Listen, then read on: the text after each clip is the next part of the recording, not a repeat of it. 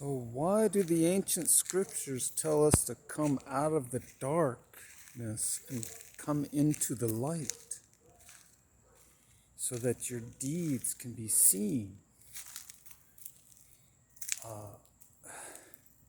The Apostle Paul says that, or one of those apostles, maybe even Jesus himself said it, that they like to stay in darkness because their deeds are evil.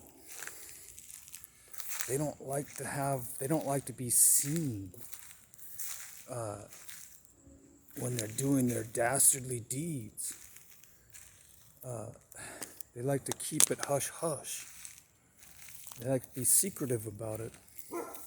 And when they're exposed, after they come into the light, it's a humiliating experience. And they're shunned by the rest of the population or tribes or societies in which they live in. And it happens, it doesn't matter where you live.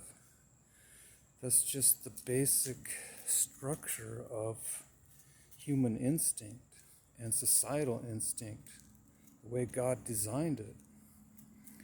God's embedded within our very nature a sense of right and wrong. So when we see people in society that aren't behaving the way that they're supposed to, according to a certain standard of morality, it's detestable in their eyes. It's scorned. It's shameful. But there were a few exceptions where majority of the societies, it would seem, were completely engulfed in gross wickedness, darkness, evil. Sodom and Gomorrah, for example. The Canaanites, they worshiped these things called Baal. They were like little devil idols.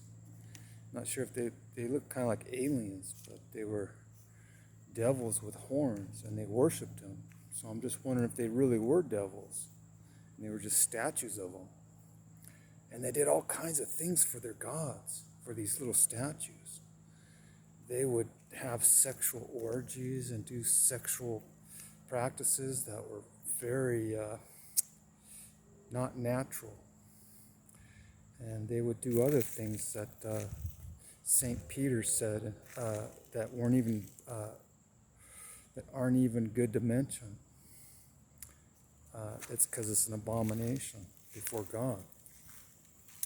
And many people are captivated by these things, and they get drawn into it because of peer pressure or because of